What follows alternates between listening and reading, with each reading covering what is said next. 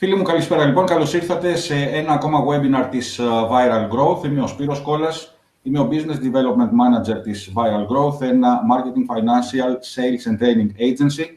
Στο σημερινό webinar μιλάμε για διαχείριση ασφαλίσιμων κινδύνων. Καλεσμένος μας είναι ο Σάκης Ολίνδρας.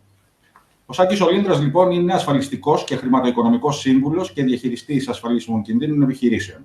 Έχει σπουδάσει στο ΤΕΦΑ Θεσσαλονίκης, ενώ έχει διατελέσει Γενικός Διευθυντής και Διευθυντής Πωλήσεων σε μικρομεσαίες και μεγάλες επιχειρήσεις τόσο της Αθήνας όσο και της Θεσσαλονίκης. Έχει υπάρξει ο ίδιος επιχειρηματίας ως ιδιοκτήτης εργοστασίου χαρτοκιβωτίων με παράλληλη δραστηριότητα στον κλάδο της εστίασης. Το 2008 έκανε στροφή στην επαγγελματική του καριέρα και εξέλιξη, ξεκινώντας την επιχειρηματική του δραστηριότητα σαν ασφαλιστικός διαμεσολαβητής. Μετά από 10 χρόνια αξιοσημείωτης πορείας και εμπειρίας, το 2018 δηλαδή, αποφοίτησε από το International Financial Architects Academy, γνωστό πλέον ως IFA Academy, και πλέον εξειδικεύεται στην διαχείριση ασφαλίσιμων κινδύνων επιχειρήσεων και οργανισμών. Σάκη, καλησπέρα, καλώς ήρθες. Ευχαριστώ πάρα πολύ που δέχτηκες αυτή την πρόσκληση. Είμαι πολύ χαρούμενος που σε έχουμε σήμερα μαζί μας εδώ και θα ακούσουμε από το στόμα σου τις ιδιαιτερότητες, τα πλεονεκτήματα και τα ωφέλη αυτής της μελέτης που μπορείτε να κάνετε για τις μικρομεσαίες, τις μεγάλες επιχειρήσεις αλλά και τους οργανισμούς. Και ο λόγος είναι σε σένα. Καλησπέρα σας και από εμένα. Καταρχάς, θα ήθελα να ευχαριστήσω θερμά τη Viral Growth και τον κύριο Σπύρο Κόλλα που μου δίνετε αυτή η ευκαιρία να έρθω σε επαφή μαζί σας διαμέσου αυτού του webinar. Θα ήθελα επίσης να ευχαριστήσω την IFA Academy και ιδιαίτερα τον κύριο Παναγιώτη Λελεδάκη για τη μορφωτική αλλά και τεχνική υποστήριξή τους, όπως και δύο αγαπημένους μου συνεργάτες που η συμβολή τους είναι καθοριστική για το αποτέλεσμα αυτής της προσπάθειας, την κυρία Αλεξάνδρα Πλαστήρα και τον κύριο Στρουμπίνη Σωτήρη. Αγαπητές και αγαπητοί συμμετέχοντες αυτού του webinar, είμαι ο Αθανάσιος Λίνδρας, χρηματοοικονομικός και ασφαλιστικός σύμβουλος με εξειδίκευση στη διαχείριση των κινδύνων των επιχειρήσεων και βοηθάω επιχειρηματίες και στελέχη επιχειρήσεων με προσωπικό άνω των 20 ατόμων να καταφέρουν να αποκτήσουν τη μέγιστη δυνατή ανάλυση των κινδύνων που διατρέχουν οι επιχειρήσεις τους, ώστε να καταφέρουν να είναι απολύτως θωρακισμένες σε κάθε ενδεχόμενο κίνδυνο, έχοντας σαν αποτέλεσμα την επίτευξη των μέγιστων στόχων με βελτιστοποίηση του βιωτικού τους επίπεδου. Ο λόγος για τον οποίο είμαστε σήμερα εδώ είναι το BRMA, το Business Risk Management Architect. Τα θέματα που θα αναπτύξουμε είναι την εκτίμηση των ασφαλίσιμων κινδύνων της επιχείρησης. Θα δούμε πώς η πιθανολόγηση της εκτίμησης των κινδύνων είναι μια ποιοτική τεχνική και θα δούμε υποτιθέμενα αλλά πιθανά σενάρια. Και επίσης θα αναπτύξουμε τη μέθοδο ALARP, μια μέθοδο που βοηθάει στην κάλυψη του συνόλου των κινδύνων των επιχειρήσεων. Στο τέλος του σημερινού webinar, το οποίο θα έχει διάρκεια 40 με 45 λεπτά και στο οποίο θα απαντήσω σε οποιοδήποτε ερώτησή σας, θα έχετε μάθει πώς θα μεγιστοποιήσετε τη βιωσιμότητα της επιχείρησής σας. Θα υπάρχει πλήρη ανάκαμψη από τον οποιοδήποτε κίνδυνο. Θα μάθετε πώς να έχετε μια επιστημονική τοποθέτηση απέναντι στο κίνδυνο. Επίσης, τη σωστή διαχείριση των ασφαλιστικών καλύψεων, cost effective, διευκόλυνση της επικοινωνίας του risk management plan στα τμήματα της επιχείρησης, βελτίωση της λήψης των αποφάσεων, έξυπνο και φθηνό outsourcing τμήματος CRO όπως οι μεγάλες εταιρείες, προσέλκυση funds και στρατηγικών επενδυτών όπως και χορηγήσεων, προστιθέμενη αξία έναντι των μετόχων, εργαζομένων, πελατών, προμηθευτών, απελευθέρωση οικονομικών δυνάμεων και επίσης να αναφέρω και φοροελαφρύνσεων.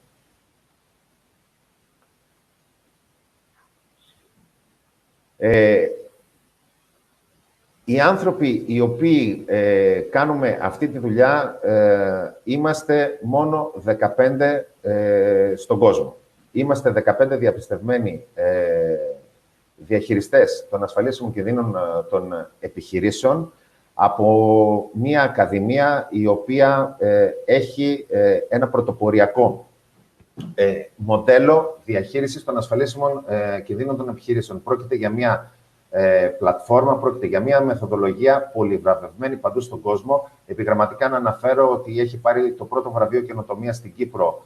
Το βραβείο το απένιμε ο ίδιος ο πρόεδρος της Δημοκρατίας της Κύπρου. Έχει πάρει το πρώτο βραβείο startup στην Ελλάδα, το πρώτο βραβείο στην Ανατολική Ευρώπη.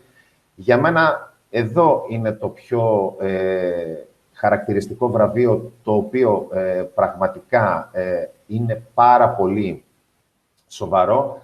Κατατάχθηκε ανάμεσα στις 10 καλύτερες καινοτόμες ιδέες που προσφέρουν στο κοινωνικό καλό από το MIT, το Πανεπιστήμιο της Μασαχουσέτς στην Αμερική. Και επίσης, μία τελευταία διάκριση, και αυτή εξαιρετικά μεγάλη, έχει η μεθοδολογία καταταχθεί ανάμεσα στις 50 καλύτερες μεθοδολογίες του κόσμου. Το IFA Academy πλέον έχει 6 γραφεία στον κόσμο, έχει παγκόσμια παρουσία και αυτό το οποίο σας παρουσιάζουμε είναι πραγματικά πρωτοποριακό σε παγκόσμιο επίπεδο. Τώρα, γι' αυτό οι επιχειρήσεις θα πρέπει πλέον, εκτός από τον κλασικό ασφαλιστικό σύμβουλο που είχαν μέχρι σήμερα, το μεσίτη ασφαλίσεων, είτε και τον πράκτορα, ο οποίος είναι ένας καλός συνεργάτης σίγουρα της επιχειρήσης, αλλά αυτός ο ασφαλιστικός σύμβουλος, αυτός ο χρηματοοικονομικός σύμβουλος, στην πραγματικότητα, ό,τι κάνει, το κάνει απλά με την εμπειρία του και τις γνώσεις του και σίγουρα όχι αντικειμενικά, αλλά υποκειμενικά.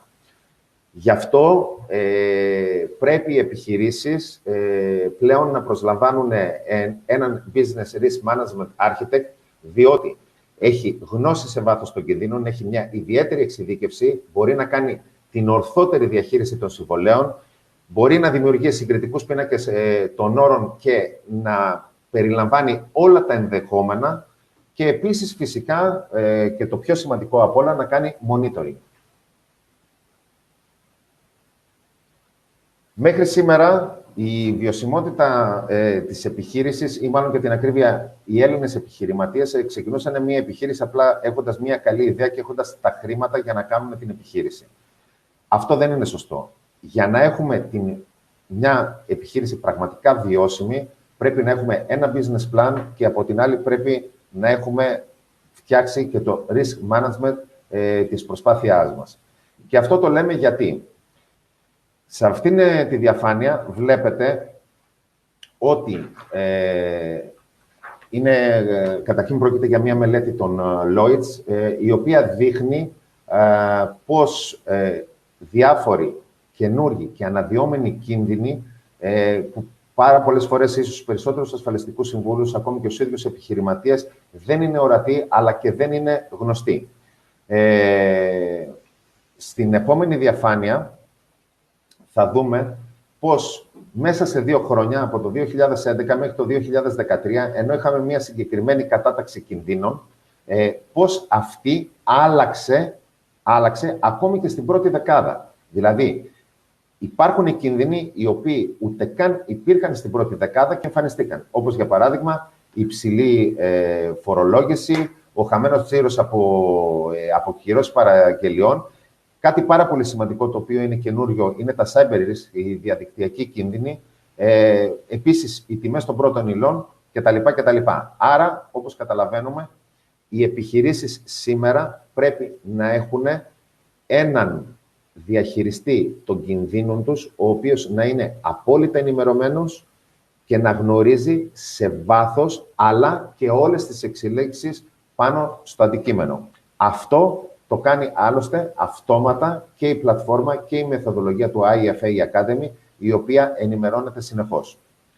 Ειδικά στην Ελλάδα. Τα τελευταία χρόνια είχαμε μία βίαιη προσαρμογή σε νέα κανονιστικά πλαίσια, είχαμε μειωμένη ρευστότητα και επιστοληπτική ικανότητα λόγω της οικονομικής κρίσης, ένα σύνθετο φορολογικό περιβάλλον, το οποίο είναι μονίμως απροσδιόριστο. Υπήρξε χρονιά που μετρήσαμε 9 διαφορετικά φορολογικά νομοσχέδια. Έχουμε μια συνεχώς μεταβαλλόμενη αγορά. Επίσης, βλέπουμε την πολύ μεγάλη ανάπτυξη του ίντερνετ. Βλέπουμε ότι ο κόσμος πλέον τα κάνει όλα διαμέσου του ίντερνετ. Αυτό φυσικά εννοείται ότι προσφέρει και ευκαιρίες και κινδύνους. Επίσης, βλέπουμε τα social media να παίρνουν πολύ μεγάλο ρόλο πλέον στο business. Επίσης, καινούργιοι κίνδυνοι είναι οι πολιτικές ταραχές, είναι ο ρατσισμός. Έχουμε αυξημένους κινδύνους των φυσικών φαινομένων, σεισμός, πλημμύρες, κλιματικές αλλαγές κτλ. Νέες κοινωνικές τάσεις, ρατσισμός που τα ανέφερα και πριν.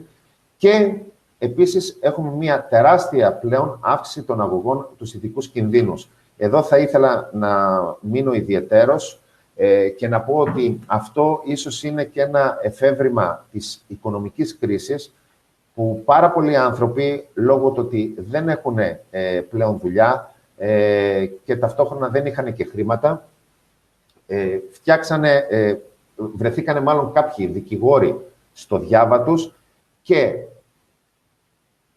υπήρξε μία κακή συμπεριφορά μιας επιχείρησης ή κάποιο επαγγελματία απέναντί τους και απευθείας κάνουν μία αγωγή προσδοκώντας σε κάποιο οικονομικό όφελος.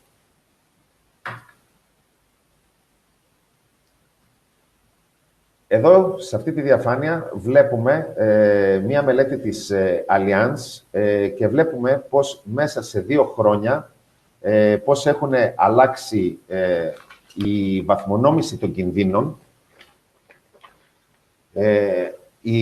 το οποίο το ανέφερα και πριν σε global μορφή. Εδώ πέρα το βλέπουμε ειδικά για την Ελλάδα.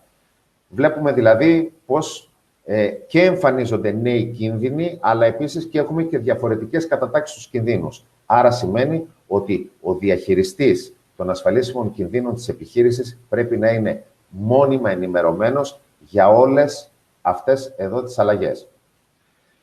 Τι προσφέρει ένας διαχειριστής ασφαλίσιμων κινδύνων σε σχέση με μια μεγάλη εταιρεία? Εδώ πρέπει να πούμε ότι πλέον το σύγχρονο επιχειρήν έχει καταφέρει να εντάξει στο συνολικό του σχέδιο της επιχείρησης, να εντάξει τα τμήματα CRO. Τι κάνουν τα τμήματα CRO? Τα τμήματα CRO μελετούν, εντοπίζουν, αξιολογούν και επικοινωνούν τον κίνδυνο, προτείνουν σχέδια αντιμετώπισης, εποπτεύουν και επανασχεδιάζουν. Έχοντας μία επιχείρηση προσλάβει outsourcing έναν διαχειριστή ασφαλίσιμων κινδύνων, όλα αυτά εδώ μπορεί να τα κάνει φθηνότερα, καλύτερα, γρηγορότερα και επειδή η μεθοδολογία αυτή έχει γίνει με πάρα πολύ απλοϊκό τρόπο για να είναι ευανάγνωστη σε όλους, να είναι επίσης και πάρα πολύ κατανοητή. Πώς γίνεται η διεργασία της διαχείρισης του κινδύνου? Όπως βλέπουμε, λαμβάνουμε υπόψη τους στρατηγικούς στόχους του οργανισμού. Δηλαδή, είναι το κομμάτι του business plan που είχε αναφερθεί πριν. Τι κάνουμε? Κάνουμε μία αποτίμηση του κινδύνου και η αποτίμηση του κινδύνου γίνεται με την ανάλυση, τον προσδιορισμό, την περιγραφή και την εκτίμηση του κινδύνου. Εκεί γίνεται η αξιολόγηση του κινδύνου. Κάνουμε τις αναφορές των κινδύνων, βλέπουμε ποιες είναι οι απειλές και οι ευκαιρίες οι οποίες έρχονται, έρχονται οι αποφάσεις και αποφασίζεται το πώς θα θεραπευτεί ο κίνδυνος. Και από εκεί και πέρα μετά κάνουμε την παρακολούθηση του κινδύνου. Αυτό ουσιαστικά είναι απλοϊκά το διάγραμμα με το οποίο χρησιμοποιεί μάλλον το λογισμικό και η μεθοδολογία του IFA Academy. Και φυσικά είναι κατά το πρότυπο ISO 31000, το οποίο είναι υπεύθυνο για το risk management. Τώρα, ένα risk assessment plan, όπως βλέπουμε, περιλαμβάνει το risk management. Όπως βλέπουμε, με αυτό το οποίο θα ασχοληθούμε εμείς είναι το insurable risk management. Το insurable risk management γιατί είναι πραγματικά το ουσιοδέστερο κομμάτι του risk management. Είναι το ουσιοδέστερο κομμάτι του risk management γιατί μέσα στο insurable risk management καταφέρνουμε να κάνουμε την απόλυτη διακοπή του κινδύνου. Τι θέλω να πω με αυτό? Με αυτό θέλω να πω ότι ουσιαστικά προσλαμβάνοντας μια επιχείρηση, ένα risk manager, αυτό το οποίο προσπαθεί να κάνει ο risk manager ή το τμήμα CRO, τέλος πάντων, της επιχείρησης, είναι πραγματικά να εκτιμήσει, να αξιολογήσει, να βρει τους κινδύνους, ίσως να προτείνει και κάποια μέτρα προστασίας. Όχι ίσως, να προτείνει και κάποια μέτρα προστασίας. Αυτά όμως τα μέτρα προστασίας, τα οποία θα λάβει η επιχείρηση, δεν είναι 100% αποτρεπτικά για τον κίνδυνο. Αυτό που πραγματικά διακόπτει τον κίνδυνο άμεσα και στην πραγματικότητα μεταφέρει τον κίνδυνο αλλού, που στην ασφαλιστική εταιρεία είναι το insurable risk management. Άρα, ουσιαστικά, οι κίνδυνοι οι οποίοι είναι ασφαλίσιμοι, τι κάνουνε? Παίρνουν τον κίνδυνο από την πλάτη της επιχείρησης και τη μεταφέρουν στον ασφαλιστή. Ο οποίος ασφαλιστής είναι αυτός ο οποίος θα αποζημιώσει στο 100% της ζημιάς. Αυτό δεν μπορεί να το κάνει από μόνο του το risk management. Το risk management μπορεί απλά να εντοπίσει, να αξιολογήσει και να δημιουργήσει ένα τείχος προστασίας.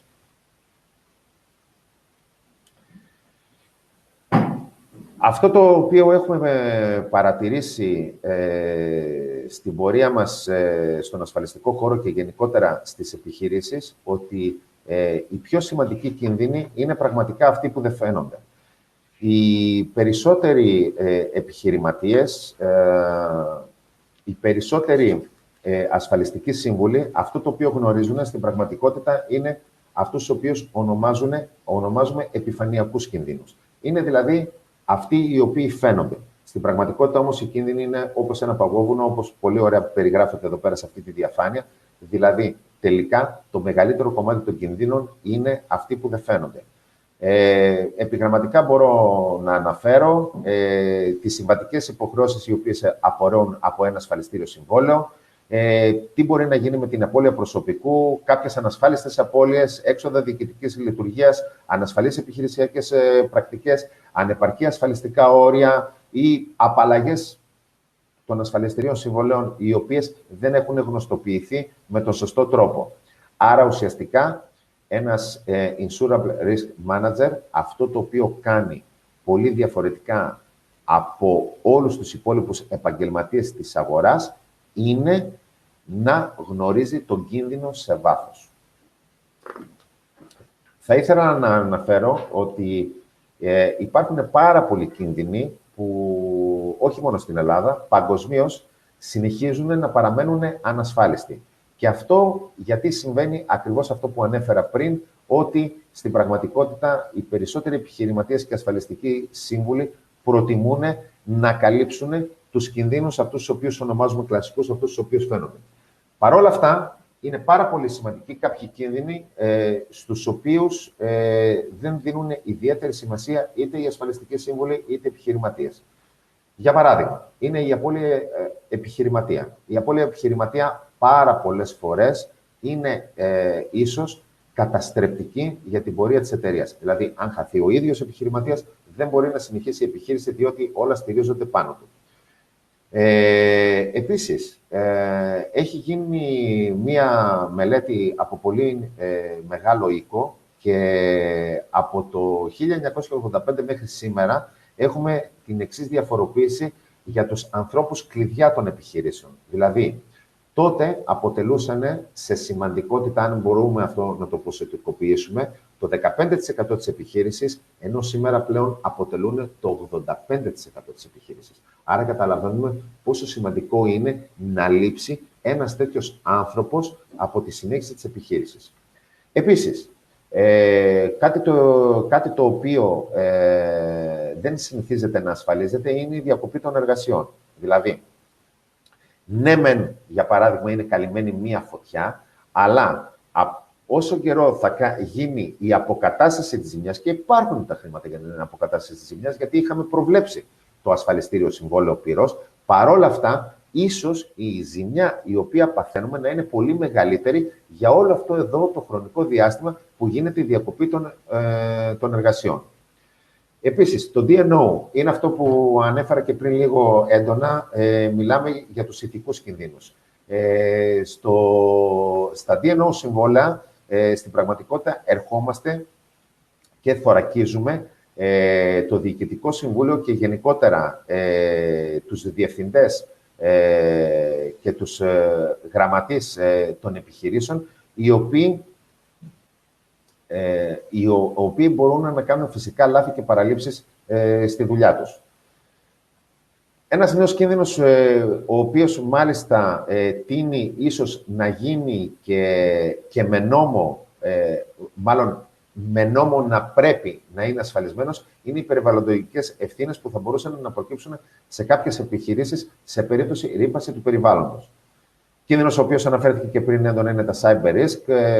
όπως καταλαβαίνουμε, όλες οι επιχειρήσεις πλέον στηρίζονται στους υπολογιστές και στο διαδίκτυο και όλοι γνωρίζουμε οι hackers τι πραγματικά μπορούν να κάνουν, όπως, ας πούμε, για παράδειγμα, εκβιασμούς, όπως, για παράδειγμα, διακοπή των εργασιών της επιχείρησης και ένα σωρό. Και επίσης, ένα κίνδυνο τον οποίο οι περισσότερες επιχειρήσεις δεν εγκαίνουν είναι την ευθύνη προϊόντος και την ανάκληση αυτού. Δηλαδή, πάρα πολλές φορές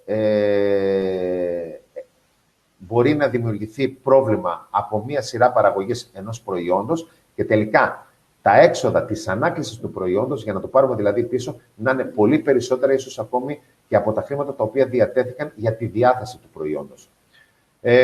Επίσης, να αναφέρω ότι συμβαίνουν πάνω από 38.000 απαγωγές τον χρόνο. Άρα, όπως καταλαβαίνουμε, ακόμη οι απαγωγές και τα λίτρα είναι ένας πάρα πολύ σοβαρός κίνδυνος για κάποιους ανθρώπους κλειδιά των επιχειρήσεων. Εδώ θα ήθελα να πούμε ότι η εκτίμηση της πιθανότητας του κινδύνου ότι είναι πραγματικά μία ποιοτική τεχνική. Η εκτίμηση της πιθανότητας του κινδύνου είναι μία συστηματική και περιεκτική μεθοδολογία για την αξιολόγηση των κινδύνων. Ο κίνδυνος σε ένα probabilistic risk assessment ορίζεται ως ένα εφικτά καταστρεπτικό αποτέλεσμα μιας δραστηριότητας ή μιας δράσης. Σε αυτό, ουσιαστικά, ο κίνδυνος χαρακτηρίζεται σε δύο ποσότητες. Το ένα είναι το μέγεθος, η σοβαρότητα των πιθανών αρνητικών συνεπειών και η πιθανότητα της εμφάνισης των συνεπειών. Εδώ τώρα είναι που θα ασχοληθούμε και έχει πολύ μεγάλη σημασία με το προηγούμενο. Ουσιαστικά είναι η βασική έννοια του alarm. Η βασική έννοια του alarm ουσιαστικά γυρνάει και μας λέει, όπως φαίνεται και από τον τίτλο, ότι τόσο χαμηλό ώστε να είναι πραγματικά εφαρμόσιμο. Δηλαδή, με τη μέθοδο ALARP, η οποία είναι μία μέθοδος που ανακαλύφθηκε μέσα στο IFA Academy, στην πραγματικότητα τι κάνουμε? Στην πραγματικότητα προσπαθούμε με αυτήν τη μέθοδο και με το διαθέσιμο οικονομικό budget που έχουμε, οριζοντίως να καλυφθούν όλοι οι κίνδυνοι και να καλυφθούν με έναν τέτοιο τρόπο, ώστε να αντέχει το κομμάτι του κινδύνου, μάλλον να διακρατάει η επιχείρηση το κομμάτι του κινδύνου που αντέχει να το αντιμετωπίσει και το υπόλοιπο να είναι που το μεταφέρει. Και το μεταφέρει που, όπως ανέφερα πριν, στον ασφαλιστή. Ο ασφαλιστής θα είναι αυτός ο οποίος θα αποζημιώσει. Ουσιαστικά πώς γίνεται αυτό? Γίνεται όπως είπα πριν λίγο. Με την διακράτηση τόσο όσου κινδύνου αντέχει η επιχείρηση να διακρατήσει. Εδώ πέρα βλέπουμε, σε αυτή τη διαφάνεια, στην πραγματικότητα έχουμε ένα χάρτη κινδύνου δύο διαστάσεων, που από τη μία έχουμε την άμεση ενέργεια και την εξέταση της δράσης. Γενικότερα, τι προσπαθεί το alarm να κάνει? Προσπαθεί τους κινδύνους να τους κρατήσει ανάμεσα στις δύο διαγώνιες γραμμές. Δηλαδή, προσπαθούμε ουσιαστικά να διακρατήσουμε τον κίνδυνο σε ένα συγκεκριμένο σημείο. Ούτε να ξεφεύγει παραπάνω, αυτό γίνεται με την αναγνώριση του κινδύνου, αλλά ούτε και να πηγαίνει παρακάτω, δηλαδή ουσιαστικά να μεταφέρεται περισσότερος κίνδυνος από όσο αντέχει να διακρατήσει η επιχείρηση. Εδώ θα μπορούσαμε να δούμε, ουσιαστικά αναφέρεται ένα παράδειγμα μιας ζημιάς, το οποίο είναι αστική ευθύνη προϊόντος. Στην πραγματικότητα τι έχουμε? Έχουμε την αντικειμενική ευθύνη, δηλαδή του παραγωγού υπέρ του ζημιωθέντος. Ο ζημιωθής φέρει το βάρος απόδειξης της ζημίας του ελαττώματος και της συνάφειας μεταξύ των δύο. Η απαλλαγή του παραγωγού έχουμε μόνο με την ύπαρξη συγκεκριμένων αποδείξεων. Παρανομία των ρητρών που περιορίζουν ή αποκλείουν την ευθύνη έναντι του ζημιωθέντος. Ανάκληση προϊόντος μπορεί να απαιτηθεί από τις αρμόδιες αρχές λόγω τυχαίη με πρόθεση μόλυνσης προϊόντος, ακόμη και σε περίπτωση εκβιασμού μόλυνσης προϊόντος. Μεγάλη σημασία έχει σε αυτές τις περιπτώσεις η διαχείριση κρίσης και οι δαπάνες που προκύπτουν για ανάκληση, αντικατάσταση, αποκατάσταση φήμης, διακοπή εργασιών, απώλεια κερδών και λίτρα. Εδώ δηλαδή θα μπορούσαμε στην πραγματικότητα να έχουμε έναν τόσο μεγάλο κίνδυνο, ο οποίος θα μπορούσε να αποβεί καταστρεπτικός για την επιχείρηση. Για να καταφέρουμε, για παράδειγμα, να εκτιμήσουμε τον προηγούμενο κίνδυνο, η μεθοδολογία του IFA Academy στην πραγματικότητα τι έκανε, έχει φτιάξει την λεγόμενη κλίμακα των 5. Σε αυτή την λεγόμενη κλίμακα των 5, στην πραγματικότητα το λογισμικό, τι προσπαθεί να κάνει, προσπαθεί να τοποθετήσει την εκτίμηση της πιθανότητας του κινδύνου με την εκτιμόμενη επίδραση του κινδύνου. Δηλαδή, πώς αυτός ο κίνδυνος θα επιδράσει αρνητικά στην επιχείρηση εάν υπάρξει.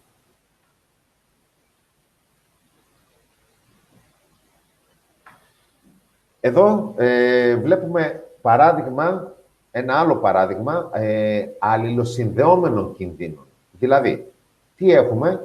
Στην πραγματικότητα, τον ένα και μόνο κίνδυνο το οποίο είχαμε ήταν μια πυρκαγιά την οποία πάθαμε στη γραμμή παραγωγής. Λοιπόν, αυτό τι σημαίνει για την επιχείρηση? Αυτό σημαίνει πρώτον κόστος αποκατάστασης, όμως η ευθύνη μπορεί να ήταν τόσο μεγάλη που να προκαλεί και μια αστική ευθύνη μετάδοσης. Δηλαδή τι? Από την πυρκαγιά που πήρε η γραμμή παραγωγής, τελικά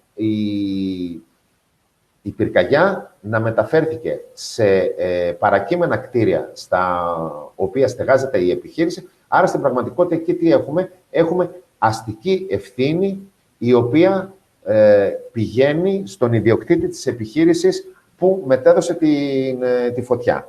Μπορεί επίσης να υπάρχει κάποια περιβαλλοντική μόλυνση. Εννοείται ότι θα υπάρξουν κάποια έξοδα τα οποία ήταν απρόβλεπτα.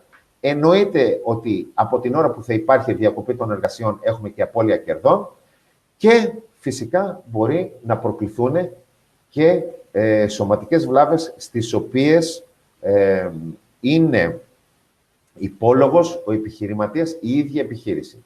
Τι βλέπουμε δηλαδή? Ότι στην πραγματικότητα, ενώ είχαμε έναν κίνδυνο, αυτός ο κίνδυνος έχει πάρα πολλές αλληλεπιδράσεις. Άρα, πρέπει ένας καλός διαχειριστής των ασφαλίσιμων κινδύνων των επιχειρήσεων να μπορεί όλα αυτά εδώ να τα προβλέπει και να τα γνωστοποιεί στον επιχειρηματία ή στο στέλεχος της επιχείρησης για να έχει μπροστά του ολόκληρη την εικόνα. Εδώ πέρα βλέπουμε ουσιαστικά τον πίνακα Matrix. Είναι ένας πίνακας στον οποίο τοποθετούνται τα αποτελέσματα της εκτίμησης των κινδύνων και στην πραγματικότητα τι προσπαθεί να κάνει αυτός ο πίνακας? Αυτός ο πίνακας έρχεται και χαρτογραφεί και στην πραγματικότητα τοποθετεί τον κίνδυνο για το πόσο μεγάλος ή μικρός είναι. Εδώ, αυτό το οποίο προσπαθεί να κάνει η εκτίμηση του κινδύνου, στην πραγματικότητα η αναλυτική περιγραφή του κινδύνου, είναι να τον τοποθετήσει στα σωστά τετράγωνα, οπότε να έχει μπροστά του χαρτογραφημένο τον κίνδυνο επιχειρηματίας ή το στέλεχος της επιχείρησης και να προσπαθήσει να λάβει τα ανάλογα μέτρα, ώστε να μεταφερθούν όλοι οι κίνδυνοι προς το low. Δηλαδή, προς τη χαμηλότερη επίπτωση για την επιχείρηση. Φυσικά, η μεθοδολογία εννοείται ότι είναι πάρα πολύ σύνθετη, λαμβάνει δηλαδή υπόψη της πάρα πολλές παραμέτρους, όπως ας πούμε βλέπουμε εδώ πέρα κάποιους βασικούς δείκτες κινδύνους, όπως το πιθανό ρίσκο, το κυρίαρχο ρίσκο κτλ.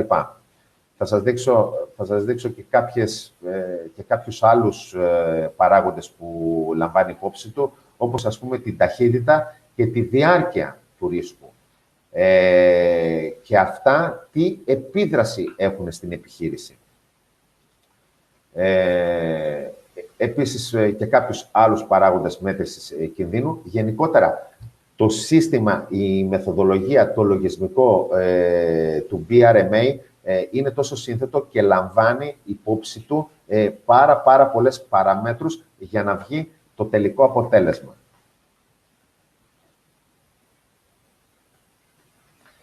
Θα σταθώ όμως στο πιο βασικό ίσως κομμάτι, στην ποσοτικοποίηση. Δηλαδή,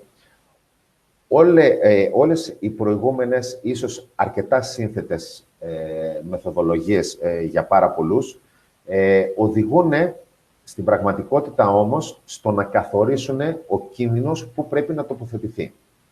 Αλλά εκτός από την τοποθέτηση του κινδύνου, αυτό το οποίο απασχολεί πραγματικά τον επιχειρηματία, την επιχείρηση, είναι η ποσοτικοποίηση του κινδύνου. Ποσοτικοποίηση του κινδύνου για ποιο λόγο? Ποσοτικοποίηση του κινδύνου γιατί στην πραγματικότητα είναι η αποτίμησή του σε χρήμα. Δηλαδή, τι σημαίνει όταν θα επέλθει αυτή η ζημιά, πόσο θα στοιχήσει πραγματικά σε χρήμα στην επιχείρηση. Γι' αυτό, για μένα, αυτό το κομμάτι είναι ίσως το σημαντικότερο κομμάτι του Business Risk Management Architect. Εδώ πέρα μπορούμε να δούμε κάποια στοιχεία ορθού σχεδιασμού και στρατηγικής της επιχείρησης. Δηλαδή, ξεκινώντας από τα πιο απλά και τους βασικούς κινδύνους, και σας είπα ουσιαστικά αυτούς τους κινδύνους που συνήθως είναι ορατοί στους περισσότερους ασφαλιστικούς συμβούλους, είναι όπως είναι η ασφάλιση των οχημάτων, η ασφάλιση της υγείας και του προσωπικού. Πάρα πολλές επιχειρήσεις, η αλήθεια είναι και αυτό με χαροποιεί ιδιαίτερα, ότι έχουν προχωρήσει πλέον στις σωματικές ασφαλείες του προσωπικού, ακόμη και στις συνταξιοδοτικές ασφαλείες του προσωπικού, που πάρα πολλές φορές είναι ένα εξαιρετικό benefit ακόμη και για μεταγραφή στελεχών των εταιριών. Ασφάλιση υγείας του ΔΣ, όπως και κάποια συνταξιοδοτικά πλάνα των διοικητικών συμβουλίων. Αυτά ίσως να είναι οι βασικότεροι κίνδυνοι τους οποίους αναλύει κάποιος ασφαλιστικός σύμβουλος στο ραντεβού του με έναν επιχειρηματία. Εδώ τώρα βλέπουμε στον πίνακα, στην πραγματικότητα, τι προσπαθούμε να κάνουμε με το Business Risk Management Architect, με το Risk Assessment. Προσπαθούμε στην πραγματικότητα να παίξουμε το παιχνίδι της επιτυχίας. Και το παιχνίδι της επιτυχίας τι είναι? Τη μεγάλη ζημιά να την κάνουμε μικρή ζημιά και την μεγάλη συχνότητα να την κάνουμε χαμηλή συχνότητα. Άρα, ουσιαστικά, τι να προσπαθήσουμε να κάνουμε? Να προσπαθήσουμε να κάνουμε το εξής, δηλαδή να πάρουμε όσο το δυνατόν καλύτερα μέτρα προστασίας γίνεται και από την άλλη, για όποιους κινδύνους συνεχίζουν να υπάρχουν μεγάλες πιθανότητες να επέλθουν, να τους έχουμε σωστά ασφαλισμένους και σωστά τοποθετημένους. Για αυτούς όλους τους λόγους που αναλυθήκανε παραπάνω, πιστεύουμε ότι είναι προς συμφέρον όλων των επιχειρήσεων να προσλαμβάνουν έναν Insurance Risk Manager του IFA Academy, διότι εκτός των άλλων είμαστε και διαπιστευμένοι από το IFA Academy αλλά και από το Πανεπιστήμιο Πειραιώς. Γνωρίζουμε πολύ καλά σε βάθος τους κινδύνους, έχουμε μια ιδιαίτερη εξειδίκευση, μπορούμε να κάνουμε πολύ ορθή διαχείριση των συμβολέων, μπορούμε να φτιάχνουμε συγκριτικούς πίνακες όλων των συμβολέων, άρα στην πραγματικότητα όλη η ασφαλιστική αγορά στα πόδια μας και με αυτόν τον τρόπο φυσικά να γνωρίζουμε και όλα τα ενδεχόμενα που θα μπορούσαν να επέλθουν και φυσικά κάθε τόσο να κάνουμε μία επικαιροποίηση όλων αυτών με το monitoring. Θα υπενθυμίσω και τα ωφέλη της μελέτης Risk Assessment. Στην πραγματικότητα, τι θα έχουμε καταφέρει με όλα τα παραπάνω τα οποία αναλύσαμε? Θα μεγιστοποιήσουμε τη βιωσιμότητα της επιχείρησης, θα καταφέρουμε να την κάνουμε να ανακάμψει από τον οποιοδήποτε κίνδυνο επέλθει, θα γνωρίζουμε πλέον επιστημονικά όλους τους κινδύνους, θα έχουμε μια επιστημονική τοποθέτηση απέναντι στο κίνδυνο, θα μπορούμε να κάνουμε μια ορθή διαχείριση των ασφαλιστικών καλύψεων. Επίσης, λόγω της απλοϊκότητας του συστήματος στην επικοινωνία, υπάρχει μια πολύ μεγάλη διευκόλυνση επικοινωνίας του risk management σε όλα τα τμήματα της επιχείρησης. Εδώ θα ήθελα να τονίσω ότι στην πραγματικότητα απαλλάσσουμε και το τμήμα CRO των μεγάλων επιχειρήσεων από την ευθύνη της απόφασης, γιατί στην πραγματικότητα μπορεί την μελέτη να την υποβάλει στο ΔΣ και να παίρνονται οι αποφάσεις από εκεί, άρα ουσιαστικά οι αποφάσεις να είναι του ΔΣ. Εννοείται πως αυτός ο τρόπος είναι πολύ φθηνότερος από ότι μια μεγάλη επιχείρηση να διατηρεί μέσα της ένα τμήμα CRO.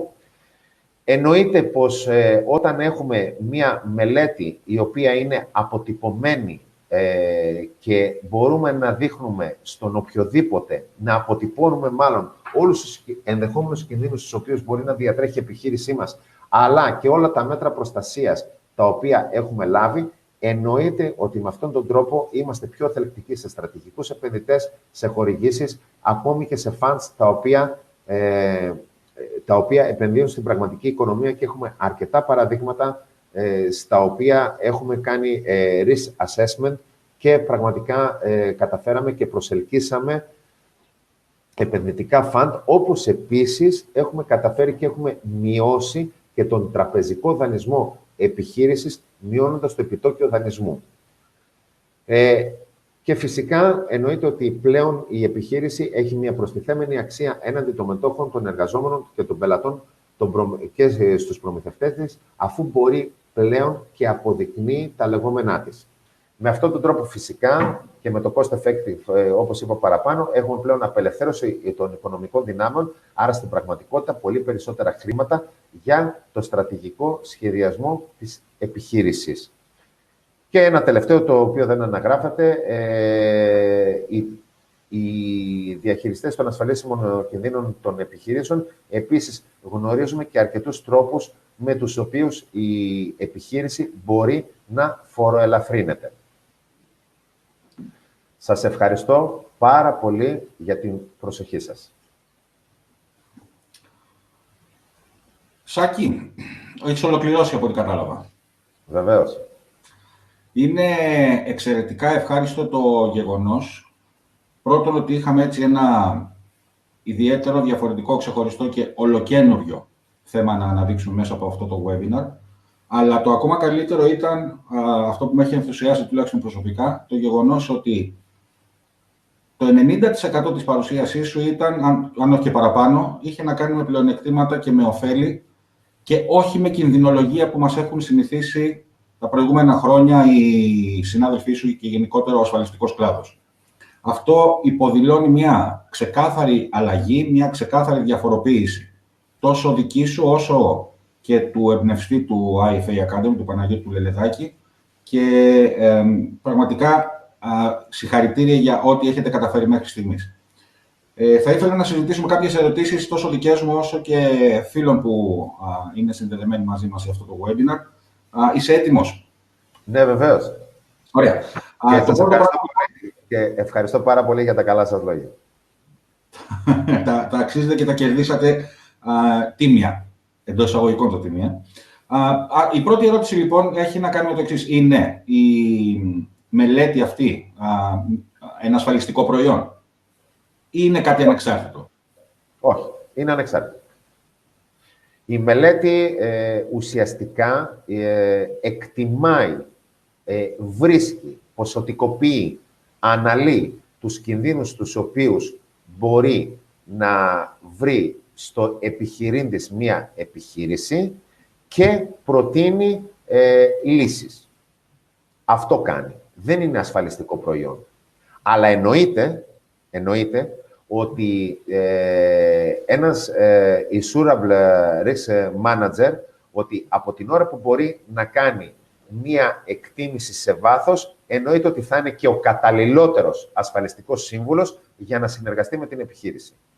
Όχι όμως ότι δεν γίνεται να συνεχίσει η επιχείρηση με τον ασφαλιστικό σύμβουλο τον οποίο έχει συνεργασία. Πάρα πολύ ωραία. Η επόμενη είναι μια δική μου ερώτηση. Ήταν πολύ ξεκάθαρο και πολύ σαφές ότι δεν αφορά ασφαλιστικό προϊόν, αλλά πρόκειται για ένα μηχανισμό, για μια υπηρεσία η οποία βρίσκει εφαρμογή σε όλο το εύρος του επιχειρήν. Κατά αυτόν τον τρόπο, λοιπόν, η επόμενη ερώτηση, η δική μου, είναι από τη δική σου εμπειρία. Ποιο έχεις καταλάβει ότι είναι το επίπεδο ή το ποσοστό της ασφαλιστικής συνείδησης των ελληνικών και κυπριακών επιχειρήσεων? Δυστυχώς, όσο πιο μικρό το επίπεδο και ο τζίρος της επιχείρησης, για να το πω και με νούμερα, είναι τόσο χαμηλότερη και η ασφαλιστική συνείδηση. Πολύ λίγες φορές βλέπουμε να συμβαίνει το ανάποδο. Εκεί που πραγματικά έχουμε καλύτερο επίπεδο και μεγαλύτερη ασφαλιστική συνείδηση είναι ειδικά σε επιχειρήσεις οι οποίες έχουν προσλάβει πολλά νεαρά στελέχη, οι οποίοι έχουν πλέον ένα πολύ διαφορετικό επίπεδο από τους παλιούς κλασικούς επιχειρηματίες. Πολύ ωραία. Πόσες ώρες κρατάει μια μελέτη? Η αλήθεια είναι ότι έχουμε να κάνουμε λίγο με το μέγεθος της επιχείρησης.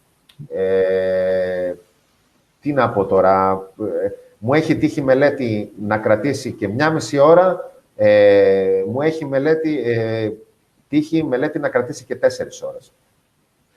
Η υπόψη, μιλάω για το ραντεβού. Δηλαδή, όταν καθόμαστε απέναντι στο Διοικητικό Συμβούλιο για να κάτσουμε ουσιαστικά να πάρουμε τα δεδομένα τα οποία θα ρίξουμε στην πλατφόρμα για να βγει το αποτέλεσμα. Η δική μας η δουλειά, δηλαδή για να παρουσιάσω εγώ το αποτέλεσμα, το γρηγορότερο που έχω καταφέρει να κάνω είναι οι 15 ημέρες. Είναι μια μελέτη η οποία είναι πολύ κοστοβόρα σε χρόνο. Συνήθως χρειαζόμαστε τουλάχιστον 3 εβδομάδες για να βγάλουμε το τελικό αποτέλεσμα. Εντυπωσιακό. Ποια είναι τα τμήματα των επιχειρήσεων που πρέπει να συνεργαστούν μαζί σας για να βάλετε τα δεδομένα στην πλατφόρμα, έτσι ώστε να μπορέσετε κατόπιν να τα αξιολογήσετε? Σίγουρα είναι το τμήμα προσωπικού. Σίγουρα είναι το λογιστήριο της επιχείρησης και το οικονομικό τμήμα. Και σίγουρα η υπεύθυνη ασφαλείας. Πολύ ωραία. Πόσο κοστίζει μια τέτοια μελέτη? Η αλήθεια είναι ότι έχουμε ορίσει ένα κατάλογο. Βέβαια δεν είναι απόλυτος, αλλά παρόλα αυτά έχουμε ορίσει ότι οι επιχειρήσεις μέχρι τα 5 εκατομμύρια ευρώ τζίρο, η μελέτη στοιχίζει 3.000 ευρώ και από τα 5 εκατομμύρια ευρώ τζίρο και πάνω ότι στοιχίζει 5.000 ευρώ συν. Το συν το λέω διότι έχουμε κάνει μελέτες και των 15.000, έχουμε κάνει και των 10.000 και των 7.000. Θα μου πείτε γιατί. Αυτό συμβαίνει ανάλογα με την πολυπλοκότητα της επιχείρησης, γιατί όπως καταλαβαίνετε όταν μεγαλώνουν οι επιχειρήσεις έχουν και διαφορετικά σχήματα. Ας πούμε, για παράδειγμα, άλλο να έχω απλά μια μεγάλη επιχείρηση που απλά έχει μία μονάδα παραγωγής, απλά κάνει πολύ μεγάλο τζίρο, και άλλο να έχω έναν όμιλο, ας πούμε, επιχειρήσεων. Είναι πολύ πιο σύνθετο. Σαφές. Κατά αυτόν τον τρόπο, η μελέτη είναι κατάλληλη, μπορεί να αγοράσει κάποιος τις υπηρεσίες σας αν είναι ελεύθερος επαγγελματίας ή μικρομεσαία επιχείρηση? Υπάρχει τρόπος να τις αγοράσει, ναι. Υπάρχει πολύ τρόπος. Δεν θα ήθελα να το αναλύσω, αλλά υπάρχει τρόπος. Σίγουρα δεν απευθύνεται στις πολύ μικρές επιχειρήσεις, αλλά υπάρχει τρόπος, δηλαδή στην πραγματικότητα, να αγοράσει η μικρή και μικρομεσαία επιχείρηση τη μεθοδολογία. Ναι, υπάρχει τρόπος. Υπάρχουν και οι στάντιση ή περιπτώσεις που να έχουν ωφεληθεί οι επιχειρήσεις από αυτή τη μελέτη? Είναι ερώτηση που έφτασε λίγο πριν, την ώρα που κάναμε την συζήτηση σχετικά με το κόστος. Καλά, η αλήθεια είναι ότι το πρώτο που θα πω, θα μου πούνε πολλοί ασφαλιστικοί σύμβουλοι, κύριοι συνάδελφοι όσοι παρακολουθούν, ότι έχει συμβεί και σε αυτούς. Δηλαδή, ότι είχαμε πολύ σωστά ασφαλισμένα τον κίνδυνο, ήρθε η επέλευση του κινδύνου και αποζημιώσαμε. Okay. Αυτό στην πραγματικότητα συμβαίνει όταν ένας ασφαλιστικός σύμβουλος έχει ασφαλίσει σωστά ένα κίνδυνο. Αυτό δεν ήταν η ιδιαιτερότητα της μελέτης. Γιατί αυτό θα μπορούσε να το κάνει, ας πούμε, ένας καλός έμπειρος ασφαλιστικός σύμβουλος. Αυτό το οποίο ήταν ιδιαίτερο έτσι και μου προκάλεσε εντύπωση, καταρχήν είναι ότι έχουμε πλέον πελάτη fund. Έχουμε πελάτη fund, το οποίο επενδύει στην πραγματική οικονομία και πριν να κάνει την οποιαδήποτε επένδυση στην πραγματική οικονομία, μας ζητάει μελέτη. Ένα δεύτερο το οποίο μας έκανε ιδιαίτερη εντύπωση, το οποίο πραγματικά το κάναμε σαν πείραμα και πέτυχε, ήταν το εξής. Ένας επιχειρηματίας μας ζήτησε να του κάνουμε τη μελέτη και αφού ολοκληρώσαμε τη μελέτη, προχώρησε στο 85% των λύσεων που του προτείναμε. Και τότε του είπαμε να κάνουμε το εξής. Το ρωτήσαμε αν έχει τραπεζικό δανεισμό. Φυσικά ο άνθρωπος είχε κάποια κεφάλαιο κίνησης από την τράπεζα. Οπότε ουσιαστικά πήγαμε με τη μελέτη στην τράπεζα. Τους κάναμε το εξής ερώτημα, θα το πω πάρα πολύ γρήγορα και περιληπτικά, ότι από την ώρα που έχουν δύο ομοειδείς επιχειρήσεις και μία επιχείρηση κάνει απλά τις ασφάλειες που τις υποχρεώνει το κράτος. Ποιες είναι στην πραγματικότητα? Τα οχήματα. Και αν έχει κάποιο δάνειο, κάποιο πυρός του εργοστασίου και τίποτα άλλο. Και από την άλλη, έχει μία επιχείρηση η οποία έχουμε κάνει όλη την εκτίμηση των πιθανών κινδύνων και αυτός ο επιχειρηματίας έχει φτάσει σχεδόν στο 100% να προστατευτεί από όλους τους κινδύνους. Είναι δίκαιο να διαδοτούνται με το ίδιο επιτόκιο? Κάνανε 10 μέρες μόνο για να μας απαντήσουν και τελικά μειώσανε το επιτόκιο του πελάτη κατά 0,8%. Wow. Ναι, ήταν τρομακτικό. Και επίσης, το άλλο θα στο πω εντελώς περιληπτικά, έχουμε καταφέρει, και με τη δική μας τη βοήθεια βέβαια, και βρήκαν επιχειρήσεις στρατηγικούς επενδυτές και φαντ. Εκπληκτικό. Εκπληκτικό.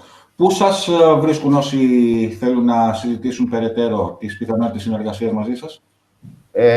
Έχω και ιστοσελίδα, στην οποία μπορούν να πάρουν πάρα πολλές πληροφορίες όσοι έχουν παρακολουθήσει το webinar. Έχω αρκετά έντονη παρουσία στα social media και φυσικά στα στοιχεία που φαίνονται στη διαφάνεια. Μας την κράταγες για το τέλος, λοιπόν, σαν έκπληξη. Πολύ ωραία. Δεν βλέπω άλλες ερωτήσεις στο chat. Κατά αυτόν τον τρόπο διαφαίνεται ότι έχουμε ολοκληρώσει και με τις απορίες που έφτασαν ως αποτέλεσμα της σημερινής παρουσίασης. Σε αυτό το σημείο, λοιπόν, για ακόμα μία φορά θέλω να ευχαριστήσω όλους εσάς που μας εμπιστευτήκατε τον χρόνο σας και σήμερα για να είστε μαζί μας σε αυτό το εκπαιδευτικό, επιμορφωτικό webinar με τον καλεσμένο μας, τον Σάκη τον Λίνδρα. Σάκη, σε ευχαριστώ επίσης για ακόμα μία φορά για την τιμητική αυτή αποδοχή της πρόσκλησης και για τα πολύ σημαντικά και σπουδαία πράγματα που μοιράστηκες μαζί μας.